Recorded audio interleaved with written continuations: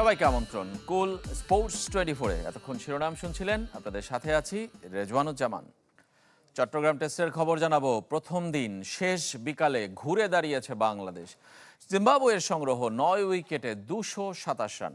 নিক ওয়েলস এবং শন উইলিয়ামসের 50-তে বড় সংগ্রহের পথে ছিল জিম্বাবুয়ে, কিন্তু 40 রানের মধ্যে এই দুজন সহ 7 উইকেট হারায় সফরকারীরা। 16 বারের মতো 6 উইকেট শিকার করেন তাইজুল ইসলাম। টেস্টে সাকিবের ফাইফার বেশি 3টি। তাইজুলের প্রতি তামিমের দুর্বলতা নতুন নয়, আরও একবার সামনে এসেছে চট্টগ্রাম টেস্টে বাঁহাতি স্পিনারের কীর্তির পর সাবেক অধিনায়কের ফেসবুক পোস্টে। যোগ্য স্বীকৃতি না পাওয়ার আক্ষেপে তাইজুলও একমত হয়েছেন। চট্টগ্রাম টেস্টের প্রথম দিন তাইজুলকে নিয়ে তামিম ইকবালের ফেসবুক পোস্ট। সাবেক অধিনায়কের চোখে বর্তমান ক্রিকেট বিশ্বের অন্যতম আন্ডাররেটেড এই টাইগার বাঁহাতি স্পিনার। জিম্বাবুয়ের বিপক্ষে প্রথম দিন 5 উইকেট নিয়ে তাইজুল সংবাদ সম্মেলনে এসেও বললেন একই কথা। হ্যাঁ, আমার কাছে ওইটা মনে হয়, কারণ এটা আপনারাও হয়তো ভালো জানেন আমার চেয়ে। সাগরিকায় স্বপ্নের মতো এক স্পেলে শুধু ম্যাচের লাগাম নিজেদের হাতেই তুলে নেননি, তাইজুল পূর্ণ করেছেন ক্যারিয়ারের 16তম ফাইফার। টেস্ট ক্রিকেটে বাংলাদেশের হয়ে সাকিবের সবচেয়ে বেশি উইকেটের রেকর্ড ভাঙতে তার প্রয়োজন আর মাত্র 21 উইকেট। তবে কেবল দল আর নিজেকে নিয়েই ভাবতে চান তাইজুল। আমি চেষ্টা করবো যে যতদূর যায় আমার সাকিব ভাইকে ছাড়াইতে হবে। সাকিব ভাই অনেক কিছু করছে দেশের জন্য, বা সামনেও করবে ইনশাল্লাহ, এই দোয়াই থাকবে। তো চাই সবাই ভালো করুক, সাথে সাথে আমরা সবাই যেন টিমকে হেল্প করতে পারি। সাফল্যের প্রশংসা মিললেও সিলেট টেস্টে ব্যর্থতায় সমালোচনা ভুলে যাননি বাংলাদেশি স্পিনার। তাই সুযোগ পেয়ে সমালোচকদের নিয়েছেন এক হাত। আলহামদুলিল্লাহ, যে কয়টাই উইকেট হয়েছে, একটা ম্যাচ দেখে যারা ক্রিটিসিজম করে, আমার মনে হয় না তারা খেলা বোঝে। বল হাতে তাইজুলের পর এবার পারফরমেন্সে জবাব দেয়ার পালা টিম বাংলাদেশের। জহির সাগর, চ্যানেল 24, চট্টগ্রাম। বাংলাদেশের মতোই নিউজিল্যান্ড এ দলেও জাতীয় দলের ক্রিকেটারদের ছড়াছড়ি। বাংলাদেশ সফরের জন্য দল ঘোষণা করেছে নিউজিল্যান্ড ক্রিকেট। 15 সদস্যের দলে 9 জন খেলেছেন আন্তর্জাতিক ম্যাচ। এর মধ্যে আছেন মাসখানেক আগে ওয়ানডে অভিষেকে পাকিস্তানের বিপক্ষে দ্রুততম 50 রেকর্ড গড়া মোহাম্মদ আব্বাস। আছেন জাতীয় দলে খেলা মিচেল হে, নিক কেলি, রিস মাইরু, জ্যাকারি ফোক্সের মতো ক্রিকেটার। সফরে 3টি একদিনের ম্যাচ ও 2টি 4 দিনের ম্যাচ খেলবে কিউইরা। ক্রিকেট বোর্ডের সাবেক সভাপতি নাজমুল হাসান পাপনের দুর্নীতির খোঁজে বিসিবিতে চিঠি দিয়েছে দুর্নীতি দমন কমিশন দুদক। পূর্বাচলে স্টেডিয়াম নির্মাণ, বিপিএল এর খরচ, বিদেশি কোচ নিয়োগের খরচ সহ 27 ধরনের নথি চেয়েছে সংস্থাটি। আগামী 7 কর্মদিবসের মধ্যে নথি সরবরাহ করতে বলা হয়েছে। এক যুগ ধরে বিসিবির সভাপতি ছিলেন নাজমুল হাসান। সংস্থাটির বিরুদ্ধে অভিযোগ, ক্রিকেটকে ব্যবহার করে অর্থ হাতিয়ে নিয়েছেন নাজমুল হাসান। এর আগে গত সপ্তাহে বিসিবি কার্যালয়ে অভিযান চালায় দুদক। ফুটবলের খবর আবারও দেশের বাইরের ফুটবল। শিরোপা জিতলেও ট্রফি পেতে 1 মাস অপেক্ষা করতে হবে লিভারপুলকে। 25 মে শেষ হোম ম্যাচে ট্রফি বুঝে পাবে অল রেডস। পরদিন খোলা বাসে উদযাপন হতে পারে, আর দিনটা ইস্তাম্বুল মিরাকল উদযাপনের 20 বছর পূর্তির।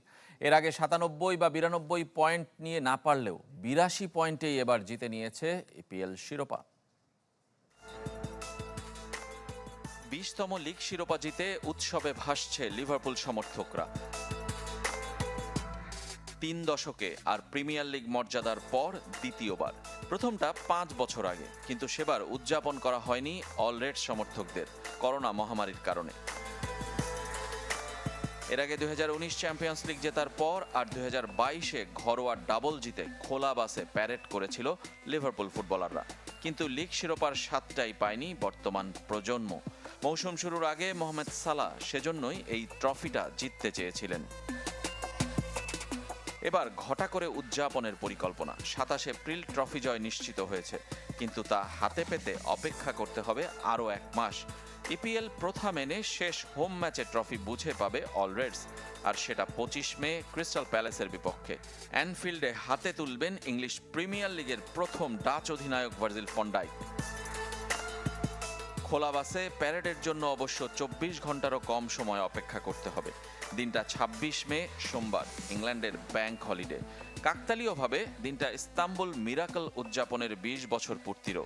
2005-এ চ্যাম্পিয়ন্স লিগ জেতার পর এদিনই প্যারেড করেছিল লিভারপুল। আর সেই প্যারেডে থাকতে পারেন এই অর্জনের ভাগিদার সাবেক কোচ ইউর্গেন ক্লপ। ওই সময়টায় তিনি থাকবেন লিভারপুলেই। 23 মে অংশ নেবেন এলএফসি ফাউন্ডেশনের গালা ডিনারে। দেখতে পারেন অ্যানফিল্ডের শেষ ম্যাচটাও। তবে বাসে নয়, জনতার কাতারে থাকতে চান ক্লপ। সময়টা ঠিক না হলেও আগের ধারা মানলে বিকালে অ্যালার্টন মেইস থেকে শুরু হয়ে ব্লান্ডেল স্ট্রিটে গিয়ে শেষ হবে এই প্যারেড। রেজওয়ানুজ্জামান, চ্যানেল 24। প্রাইম ব্যাংকে স্কুল ক্রিকেটের ঢাকা মেট্রো অঞ্চলে চ্যাম্পিয়ন হয়েছে মতিঝিল সরকারি বালক উচ্চ বিদ্যালয়। পূর্বাচল ক্রিকেট গ্রাউন্ডে উইলস লিটল ফ্লাওয়ার স্কুলকে 9 উইকেটে হারিয়েছে তারা। বৃষ্টিবিঘ্নিত ম্যাচে আগে ব্যাট করে 33 ওভারে 5 উইকেটে 137 রান করে উইলস লিটল ফ্লাওয়ার। 19.1 ওভারে 1 উইকেট হারিয়ে ম্যাচ জিতে নেয় মতিঝিল সরকারি বালক বিদ্যালয়। দুই দলই খেলবে জাতীয় পর্বে, যেখানে অংশ নেবে 16টি স্কুল।